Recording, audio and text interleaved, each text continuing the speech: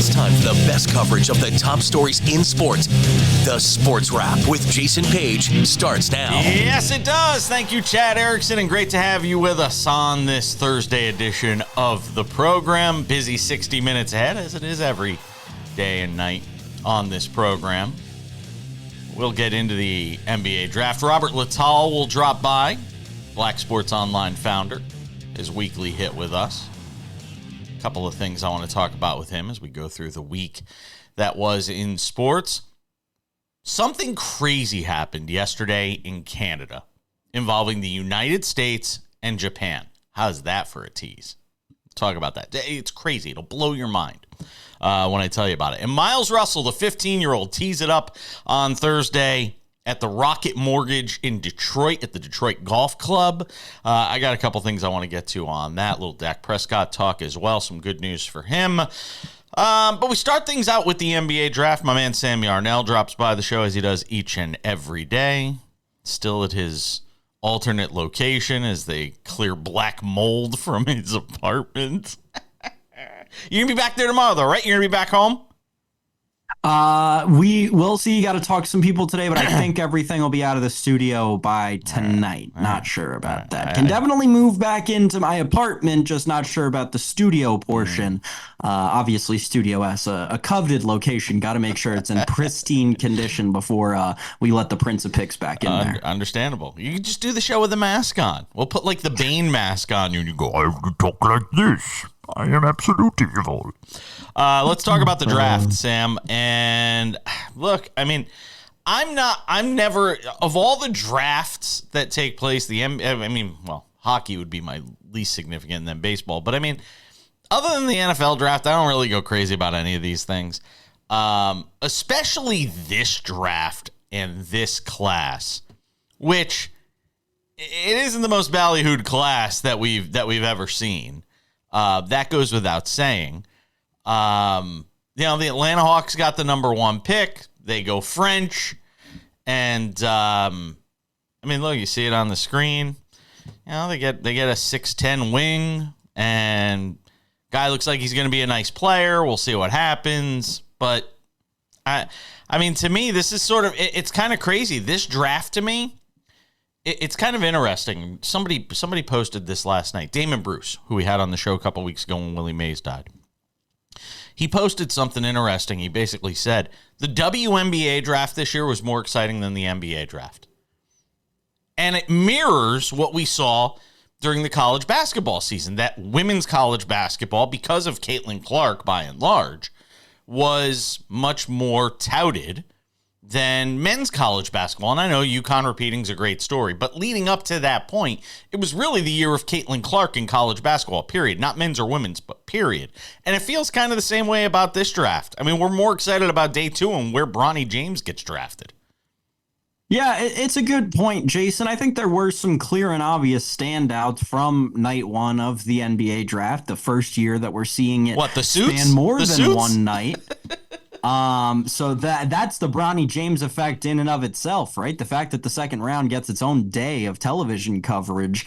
And by the time this is airing in most markets, you'll know where Bronny James is playing, which is an interesting decision to me on the part of Adam Silver. But when you dive into this first round from a basketball perspective, I think there are some clear-cut winners, right? The Timberwolves trading up to 8. We knew the Spurs were going to move off of that second pick they had in the top 10 at 8. I love the pick of Rob Dillingham. I think he fits their system very well. I think that is a key pickup for an organization that we just saw is on the precipice, and if they can make the right moves, their window can still be open. You heard a lot about the Nikola Topic, the Serbian guard who ended up going to the Thunder. It'll be interesting to see how he pairs with SGA, kind of working into that rotation. I am very interested to see. I think SGA is a good role model for that kind of guard, and obviously my Washington Wizards, Jason, making 3 selections in the first round, headlined we'll get to them by Alex Sarr, the one and only himself. We'll talk about a lot of takeaways from night one. Oh, and of course we can't forget to mention Ron Holland,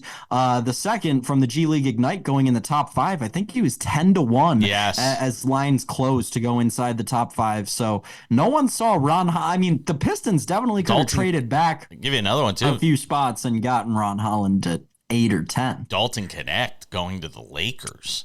That was also from an odds standpoint. If you were a betting man and had that, you made some cash.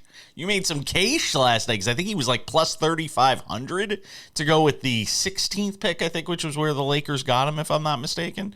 So I mean, that was pretty significant as well. But I just can't get excited about. I just cannot get excited about this draft class. And you know what's going to wind up happening? It's going to wind up being like one of the greatest draft classes. You watch.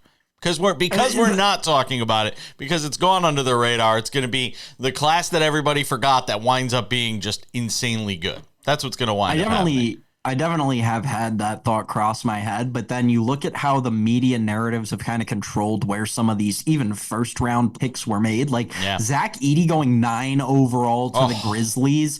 He was a fringe lottery pick coming into the season. He was like maybe a first round talent kind of guy. Then about a week ago, everyone was like, nah, he could probably be a lottery pick. His draft position going into the draft yesterday was 15.5 juice to the over, and he goes at 9. I just don't understand some of these trends. Let me tell you something. I had flashbacks last night with them going Edey with the 9th pick. And I'm sure fans in Memphis, if you are watching us in Memphis, I think we're on there somewhere. Hello. If you are watching us and you are a Grizzlies fan, they are having flashbacks to Hasheem Thabeet, because that was the last time they took a big man this high. And how did that pan out for you? Think about that for a moment. They took the beat, and I predicted, and I was working in Hartford at the time. I was hosting an afternoon drive in Hartford. I predicted he was going to be one of the biggest busts in draft history, and I was right. And to this day, people still give me credit because I was literally the only person who told everybody that guy was going to be terrible in the NBA, and he was. I don't think Edey's going to be Thabeet bad. But I don't think he is going to, in the long run, merit having been the 9th overall pick. It's Anthony Bennett. Is it not Anthony Bennett? Like, do people not remember Anthony? This is exactly what we went through with him. So it's not. I shouldn't say that. They're not as comparable. No, I don't know if they're that. But from a bust perspective, what you're talking about with the beat, it's the same kind of thing with Anthony Bennett, and I'm with you. I think it'll be the same with Zach Edey. I once, after making all these comments about the beat, stood in an elevator with him at Madison Square Garden.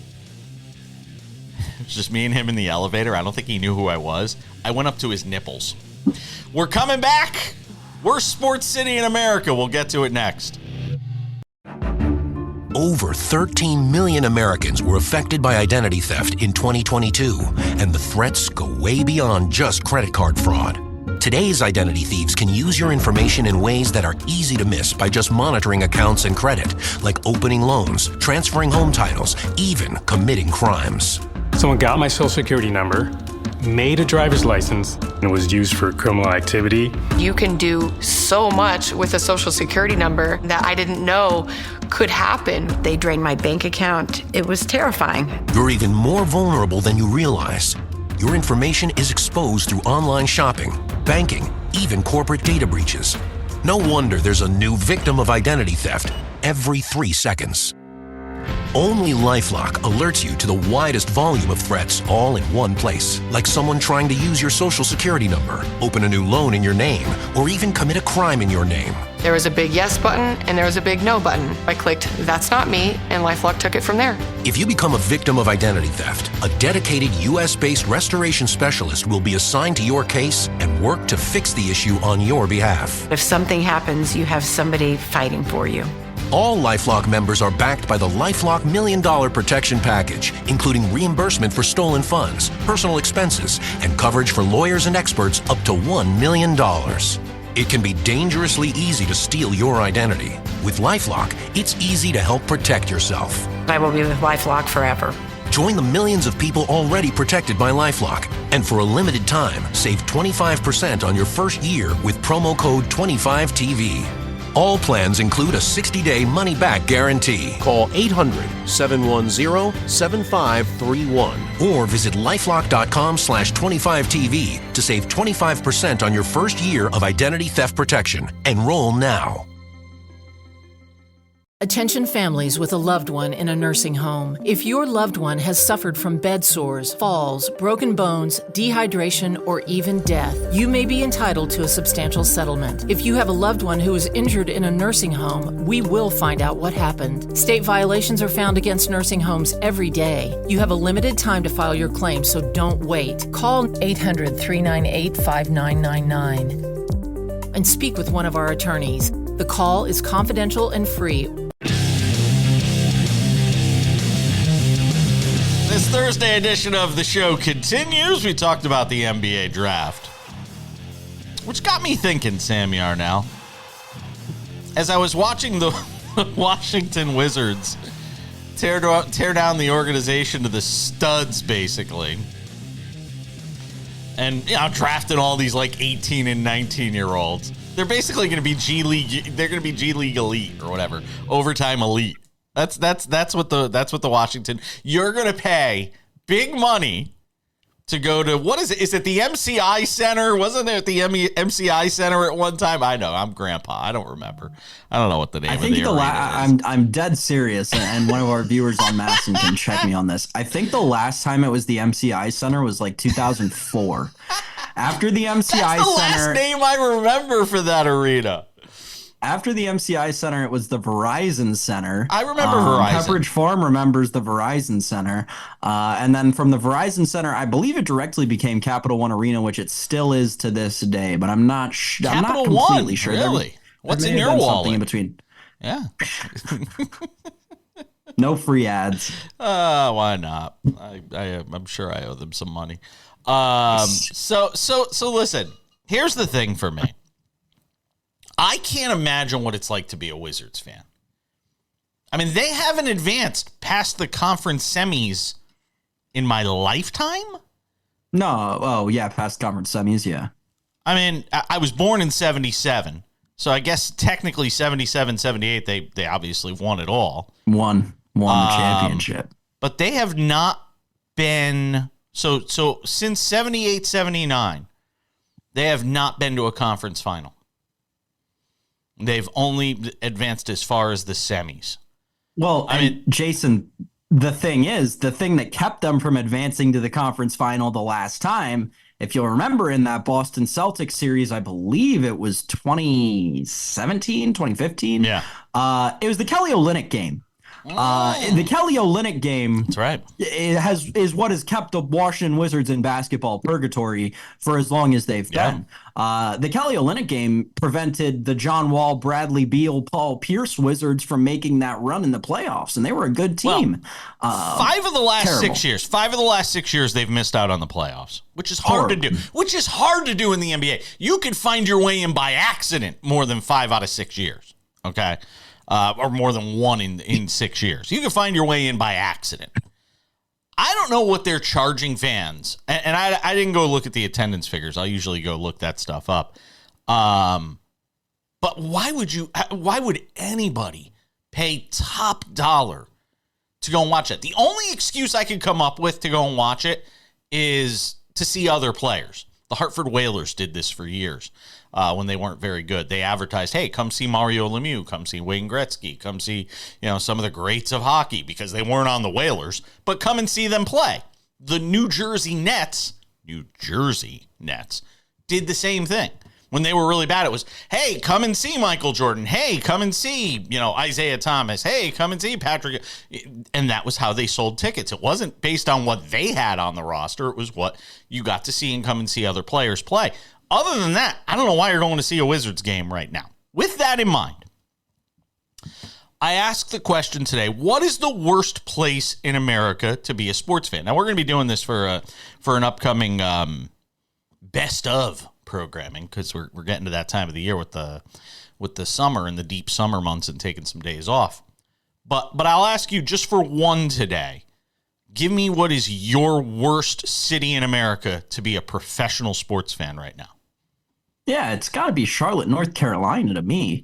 And that is obviously got some recency bias tied into it, but I'm a young person. We, the young, tend to be more biased towards the recent history.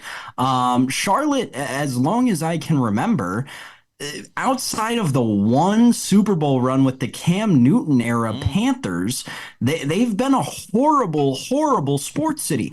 The Hornets have not been competitive since Chris Paul was there. And quite frankly, Chris Paul, obviously the New Orleans Hornets and then the New Orleans Pelicans. Actually, was Chris Paul traded before they became the New Orleans Pelicans? Doesn't matter. The Charlotte basketball team, the Charlotte football team, which is unfairly branded for all of North Carolina, they have not given their fans anything to cheer for. Again, outside of that one Super Bowl in my lifetime, they've wasted the football team of a Hall of Fame linebacker and one of the more talented athletic quarterbacks that we've seen pass through the NFL in the last few decades. The basketball team, different story, right? Draft bust after draft bust. The LaMelo Ball thing seems to not be working out as much as they hoped it would. PJ Washington left the team and then led the Dallas Mavericks in that triumphant run to the finals. The Charlotte Hornets are in a bad way, and I'm sure it has to do with their ownership. Don't get me started with the ownership of the Carolina Panthers. Yeah. So David Tepper. Charlotte, North Carolina, the hardest place to be a professional sports fan right now. And keep in mind, the Hurricanes play in Raleigh. So exactly. So technically, they don't even really fall within, although some people may argue, hey. 2.5 hours away. 2.5 hours, yeah. And who drives 2.5 hours? Well, me. I drive 4 hours to Vegas. It feels like every weekend. I'll give you one. I'll do you one, and maybe it's one better, maybe it's one worse. Detroit. And here's the reason I say Detroit.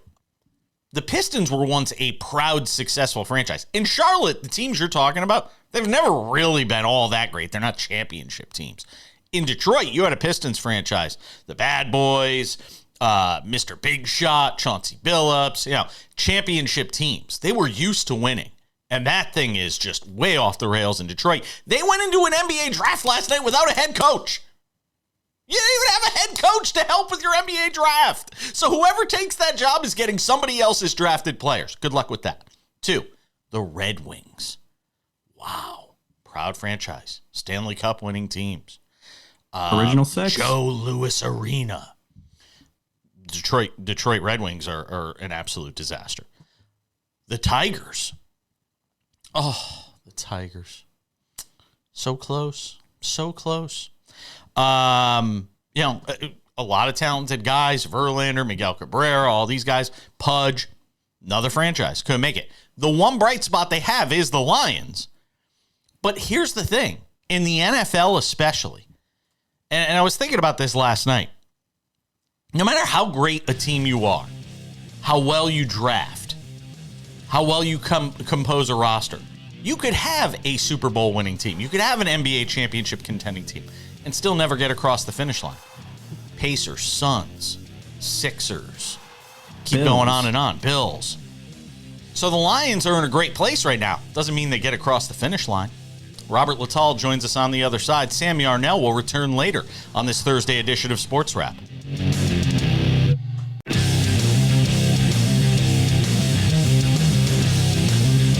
We proceed on this Thursday edition of the show. Sam Yarnell will be back in about 20 minutes with something to consider. Got a bunch of stuff still to get to. Miles Russell teeing it up in the Rocket Mortgage PGA Tour event in Detroit this week. We'll get to that as well. Pretty cool picture with him and a PGA Tour veteran, major winner. It's gone viral. We'll get to that.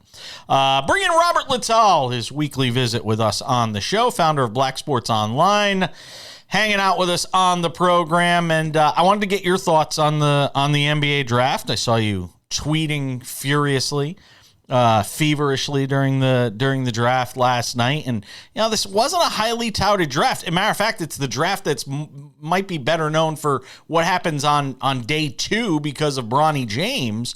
What did you make of what we saw on day 1 of the draft? I was like, who are these people?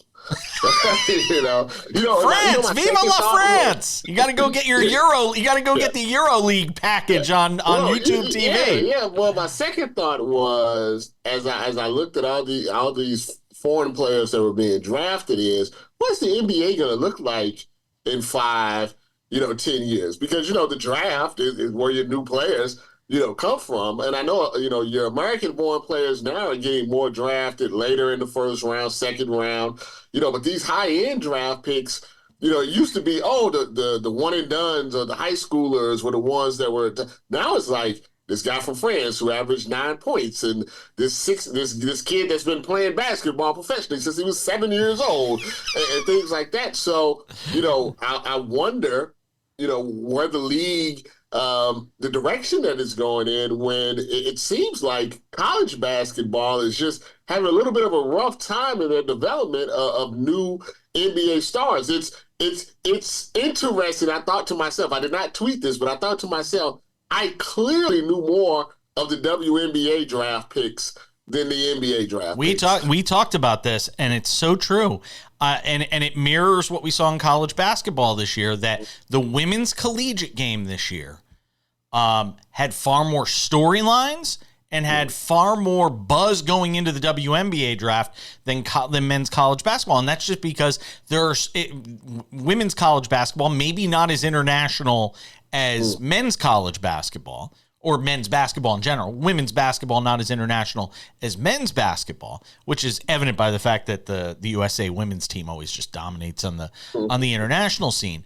But even more so to the point that the men's game is so international that you've got guys who don't go and play college. I mean, you listen to a lot of the interviews last night during that draft, and it was guys from France or guys from Serbia or Lithuania, and then all of a sudden they get on the mic and they're speaking fluent English. Because they're from here and they go play over there, and for whatever reason their family moves around and they're just playing on the other side of the world, but they look and sound and talk just like us. It's interesting. It seems like for some international players, the plan starts early. And I guess it happens for American players as well, but there's a process in America. You do your little league type of basketball, you do high school, you do college. But it's still in the process of kind of like growing up. Like, you're still kind of allowed to be a kid as you go through that process. It seems with the foreign players, once they identify that this is maybe a special player, similar to soccer, the training is not just for basketball, it's for life. And you can see it with someone like Wembanyama, who's when he was 18, 19 years old, I'm looking at him like, I was like, when I was 19, I wasn't close, so worldly and, like you said, so well spoken and knows a lot of stuff about a lot of things, multiple languages. And maybe that's why when they do come into the league now, they do seem a little bit more prepared for the rigors of the league and what's expected of them, because they have a different culture that they've been taught. Basically, as a professional, you see it with Luka, who they always talk about, hey, Luka's been dealing with stuff like this. He was 16, 15 years old. So why would it bother him in the NBA? And maybe that's why their progression has been a little bit faster than some American-born players. You had to be happy for Terrence Shannon. That kid's been through the ringer. And now he gets an opportunity to play at the next level, and he's come through the other side of these horrible allegations that he went through. Accused of sexual assault at a bar. He was acquitted. But you gotta be happy for Terrence Shannon, who still manages to sneak in there in the first round, and really a talented player who was nearly railroaded by false accusations. Yeah, it's frustrating to me because I saw, RG3, and he said, well, Caitlin Clark and Angel Reese started a race war. And I just was shaking my head, and I was getting upset. So irresponsible to say, because, there's knuckleheads that are talking crazy, but that's basketball. This is the race war. This is real life, the justice system, where a white woman can just say an accusation against a black man, and the evidence, the majority of it, if not all of it, points to his innocence, and a prosecutor. It was a flimsy case. Take it to trial. Robert, It was a flimsy case. I mean, she went and looked at like a photo of the team and was like, "Oh, it's this guy." Oh. And by the way, it's not to say that she may not have been sexually assaulted, but it just wasn't him. It clearly. And I told someone there's a difference between something happening and it's a he said, she said, because at that point, who do you believe? And I can understand people would have questions about that. But when you have a situation where it is 99.9% that Terrence Shannon did not interact with this woman in any case at all, but still there was a chance that he could be put in jail for multiple years, that's a race war issue, because that's Emmett Till happening in 2024. And I felt so happy for him, and I wish him so the best. But that type of scar, that type of accusation, that type of no means no chance. You don't get over that trauma, just because you were acquitted. So I'm praying for the brother, every day. I got 30 seconds here in this segment. We're going to bring you back for another. Bronny James, any doubt he gets drafted by the Lakers? If not, where do you think he's going? No, I think if anything, someone would just want to play, mess with the Lakers' head a little bit and draft them just to see what LeBron, does. Yeah. But he's locked in. I don't think there's anything. When 55 come and nobody's taking him, you're going to hear the name Bronny James. That's what we're all waiting for. We'll find out. And by the time people are watching this, as a matter of fact, you probably already know whether or not he is wound up with the Los Angeles Lakers. Did not obviously go in day one. All right, stick around. We're going to do more with Robert Littal coming up here in just a minute. Get some thoughts with him. Worst sports city in America. We were just talking about it in the last segment with Sam and I. We'll ask Robert his thoughts on it next.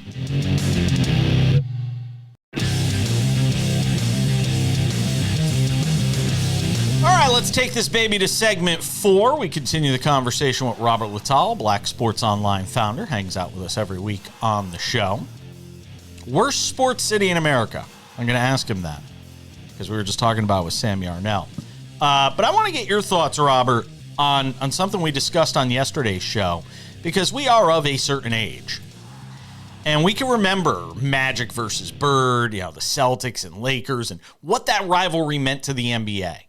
How it helped propel the NBA and sort of lunge it forward. And I can't help but wonder, and I said this yesterday, if Caitlin Clark and Angel Reese have the potential to do that same thing for the WNBA. Much like Magic and Bird competed at the collegiate level against each other. Much like Magic and Bird, I hate to say it, the white-black dynamic. Different kinds of players do it different ways. Is it a stretch to say that they could mean for the WNBA what Magic and Bird meant for the NBA? No, not at all. I mean, the NBA back then was known for cocaine. Wasn't the type of sport that people said, "Hey, I'm gonna watch the NBA." And ironically, similar to the WNBA, they had players in the NBA that were excellent, at the time, or what should have been more maybe well known, like Dr. J, Moses Malone, players of that ilk, at that time. But when Magic and Bird came in, obviously it changed the dynamics of the NBA, things that we're still being felt today. It's so similar in the fact, like you said, it's the college aspect of it that you carry over to the pros, which, rarely kind of happens if you really think about it, because a lot of the best NBA players these days only go to college for a year, or they don't go to college at all. So there's no cross-referencing with a rival. They have to make their rival in the NBA. And then, like you said, I don't think it's a bad thing, the black and white thing. I think it can be toxic, but black and white people, just like any people, we're individuals. We're two different people. And Caitlin Clark has more of a Larry Bird type of personality, more introverted, but is a killer on the court, talks trash on the court, but off the court, she don't really want to deal with the media, don't really want to deal with the stuff. And listen, Angel Reese, she's a Magic Johnson personality if I've ever seen a Magic Johnson personality. Big smile, big presence, big personality, on the stage with Megan Thee Stallion, model-esque type of one. Yeah. I'm surprised she hasn't worn a fur coat, yet, like Magic back in his rookie year. So if promoted properly, and we can kind of get away from the negativity, if we can kind of move that to the side, and as those people start to get tired of the story, I think the people that just enjoy ball and just enjoy rivalries and storylines. I think we're getting there. I think we're getting there. I think some of this the parachuting in of these armchair analysts that really don't know a lot about the WNBA or even women's sports in general. I think that is slowly starting to melt away. That ice is starting to thaw, and we are getting more into the nuts and bolts of the basketball side of this. And I really do think there is the potential for this thing to grow into something special. Hopefully the league takes advantage of that. I want to get your thoughts. We were talking about it in segment 2 today. Worst city to be a pro sports fan. I won't tell you who we took. I want to know what city you would choose and see if it matches up with either what Sam and I said. I got DC. Wow, you went DC, huh? Yeah, I got DC. So you did not go with us. He said Charlotte. I said Detroit. DC is a good one though. I mean the Capitals. Detroit, yeah, the Pistons are terrible, but the Lions have finally kind of become relevant. But three of the four teams there are just that's true. Football's king though. Football is king, and DC has been not just terrible, but they also have all the controversy and all of the other stuff that's going on. They're not just your regular town in a sense, and you might have Trump staying there. So I just think it's just bad all the way around. DC, yeah. And they've got arena issues, they've got stadium issues. All type of stuff, yeah. I didn't include, I think I consider Baltimore a different city, because even though it's in that area. But DC, all of their stuff you consider, the name issues, it's just they never. I don't remember the last time anything in DC, besides the Nationals back when, and even then, remember the Nationals won, and then the pitcher all of a sudden elbow exploded. Oh yeah, they tore it apart. They tore it apart. Yeah. Strasburg is so after that. Nothing is happening. The only thing I'll counter on the Detroit thing about the Lions, and I said this to Sam, is you could be really good. And this is, the draft kind of makes me think of this. You could draft well, you could do everything right and still not win championships. Like we think of the NBA for how many years, especially during the Jordan era, how many great players didn't win championships and how many cities were deprived of championships. It's hard to win a title. It's really difficult to win a title. Cliff Robinson, Clyde Drexler, those great Blazer teams that couldn't get over the hump. All of the Jazz with Stockton and Malone, one of the greatest duos, couldn't get over the hump. It's hard to win championships. Just one other thing with that. I always want to point this out. People always talk about how, Jordan stopped, those guys from winning championships, right? I always thought that was a little bit of a fallacy, and I tell you why. Just real quickly. Stockton and Malone played for like 20 years. Jordan had 6 championships. That's 14 more years in there. Same thing. Patrick Ewing played, 15 years. Clyde Drexler did win with the Rockets. Oh, not Patrick. Don't go after Patrick. You know what I'm saying? These guys, Reggie Miller played 20 years. I mean, Jordan only played in his prime 13 years, and he won, 6. You had other opportunities to win. Don't blame Michael Jordan, Stockton. I remember Stockton and Lowe used to get bounced out in the first round all the time. I think Jordan likes to get blamed though. Probably makes you feel better. He probably likes getting blamed. Messing up his defensive player of the year. People are going crazy these days. Robert, always appreciate it, my friend. We'll talk soon.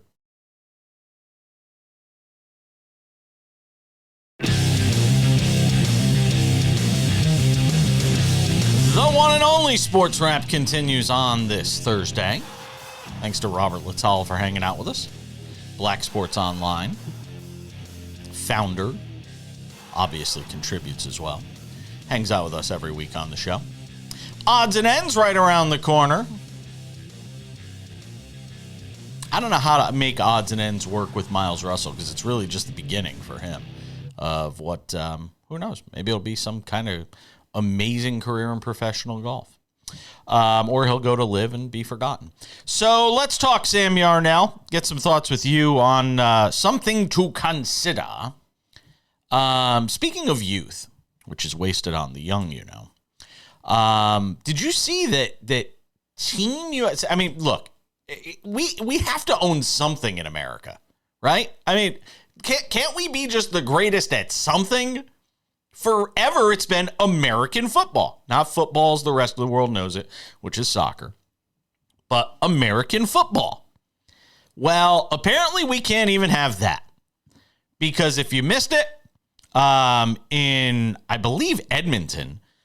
They have these under 20 tackle football world championships going on. And the United States lost to Japan in tackle football.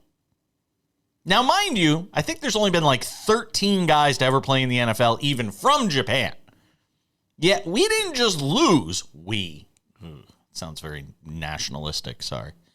The United States lost to Japan 41-20. Got blitzed.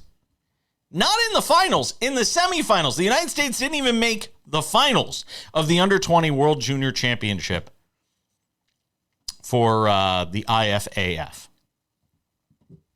I don't know what to make of it. Is that it? Is the bloom off the rose? Soon it's going to be, we won't even be able to say world champions of American football. We won't even be able to say that the Super Bowl is crowning the best team in the world, because who knows, the best team in the world might be in Japan. It's funny, Jason, because I actually, and this will speak to the talent that goes through this system, right? And the types of players that this team attracts. I went to high school with a kid who played on this team when we were in high school. Really? 7-8 years ago. Okay. Yeah. He was the best player on our high school football team. That was the worst high school football team in the region. Right, like the best players are doing private workouts, working out for the colleges that they're about to commit to, because they've already got their football career in order umpteen years down the road, and don't need to worry about going and playing in some world championship that really carries no weight to try and make a bigger name for themselves. So you're saying I don't need to worry? You don't need to worry, but there is a takeaway here. My takeaway when I saw this result is that it's good for the game. The game of football is growing, and it's growing well in other places all the way across the Pacific Ocean. Hold on. The fact that there's enough talent that they've developed and good enough coaching over there that they can be competitive with an American team speaks volumes. Hold on, I'm getting something in my ear. Roger Goodell scheduling a NFL game for like week 10 between the Jags and Bears in Osaka, Tokyo. Oh, okay. Okay. No, okay. We're working on that. Try and see if we can make that official. Because if I'm Roger Goodell, look, I'm globalizing the game. Why not? Globalizing the game. I'm just saying globalizing the game. Anthony Richardson, the oft-injured quarterback for the Indianapolis Colts. I know. Chris Ballard, their general manager. Yeah, well, it's fine. It sounds good. Colts general manager Chris Ballard says he's not worried about shoulder fatigue that he felt at the end of organized camp activities, and that the second-year player remains full go for training camp. Here's my suggestion, dude. Wrap him up in bubble wrap. Put him in carbonite, like Han Solo in Star Wars, and just freeze him, and then you can melt him just in time for the start of the NFL season. I don't want that guy anywhere near any field, any contact, anything, until it's time for games that actually matter. I'm with you. We saw how special this kid was last year in the few games that he played, and he really is a special NFL talent. Obviously, the health concerns are there. You would expect this, though, coming off of the rotator cuff injury he had, or AC joint, whatever it was, part of the shoulder. You would expect this. You would expect some shoulder fatigue, right? The muscles, obviously, after being out of commission for so long, it's going to take them a while to get back up to that peak performance. So no concern really for me with Anthony Richardson on that front, but I'm with you, Jason. You gotta understand, if you're Indy, this is your franchise guy now. Wrap him up. Don't let him see the field until he needs to. Over under on how many games? No line on this, but should be. How many games does Joe Flacco start? What would we set the line at for number of games Joe Flacco will start in Indianapolis this year? What do we have? What are we setting for a line? If you were setting the line, I think it's 2.5. Because you've got to assume the higher one in case Indianapolis has their destiny set before the last week of the season. You can assume for one there. And then it comes down to the Richardson injuries and the Richardson fatigue. But starting, I think it's 2.5. Playing in, I think it's probably 4.5. I'd probably set it. It's starting for 3.5. I think, and I'd probably take the over. I think Flacco's going to get. There's a reason Joe Flacco went there. And it's not because, nobody else wanted Joe Flacco. Coming off of last year, I'm sure he had other opportunities potentially. I think he starts at least 4 games this year. I have zero confidence. I have zero reason to believe Anthony Richardson is going to drastically alter the way he plays the position. And if that's the case, I think he winds up getting hurt again. I don't want to see it, but it could happen. Real quick. The Cleveland Browns were eliminated from the playoffs 8 months ago, and Jason still likes Joe Flacco, folks. It's true. We're coming back.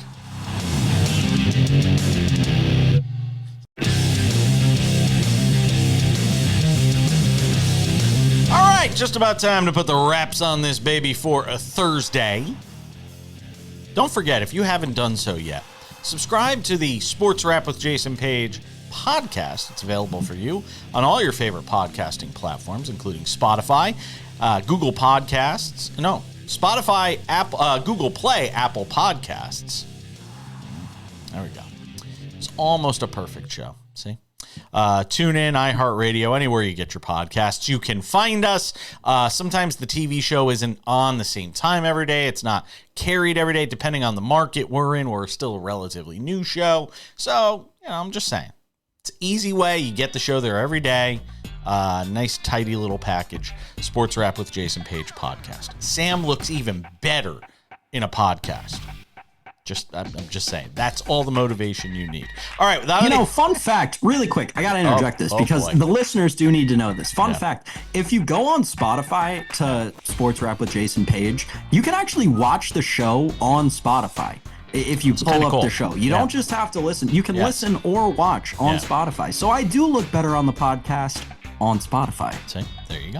No free ads. No free ads. Without any further delay, time for some odds and ends. Odds and ends, Sam Yarnell. Let's make it official. Miles Russell teeing off today, just after 2 p.m., I believe, in Detroit, the Rocket Mortgage event. As he gets his opportunity, the 15-year-old on the PGA Tour after qualifying and making the cut at a Korn Ferry event earlier this year. Miles Russell gets his first crack at the PGA Tour. Will he make the cut? Whoa. No. It's the Rocket Mortgage. Sure he will. Are there odds on it? We're in that season, Jason. We're in that season of golf where these are the courses leading up to the Open that are supposed to, if I remember correctly, after the Travelers, there are 2 or 3 events that are similar to the Travelers in that they're easier courses and the field is expected to go very low. So why not? Yeah, there'll be some birdies out there for him. Let's get the kid over the cut. So is there even odds on him to win it? I'm just curious. Interesting.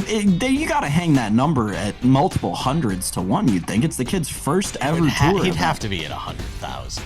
I mean, I'm sure he's probably plus. Oh, more than that. I would think 2 or 3. I don't even know if they go that high. I don't even think they go that high.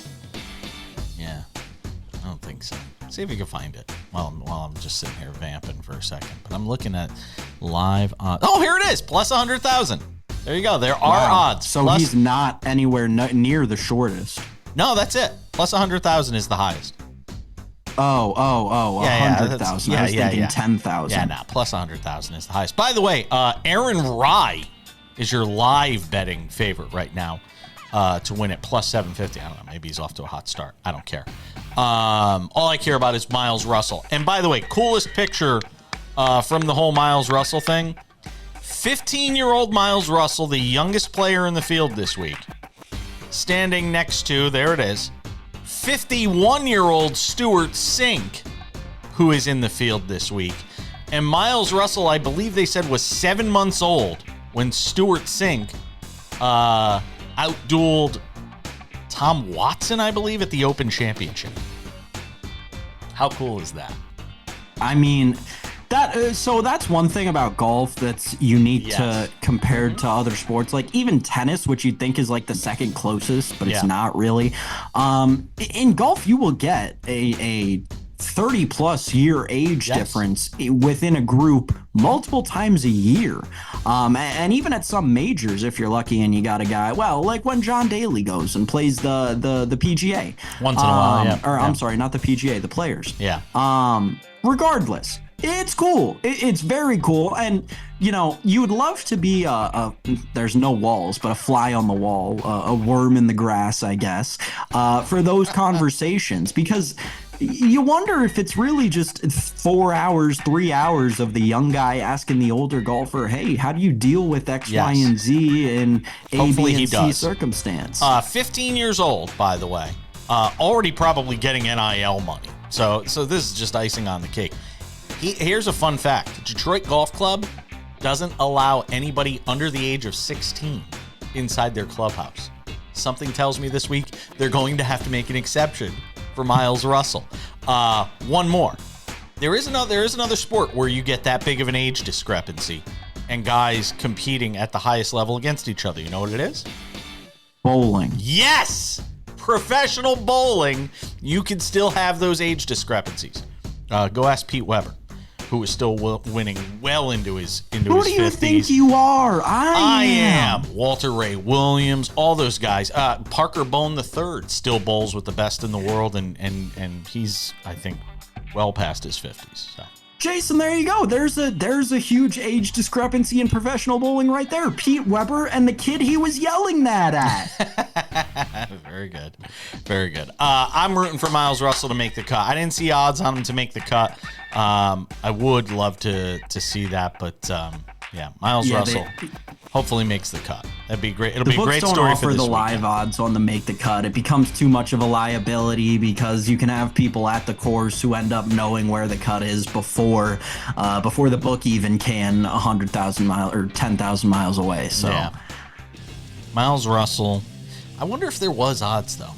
Odds to make. Let's get him on the show. Let's get Miles Russell on the show.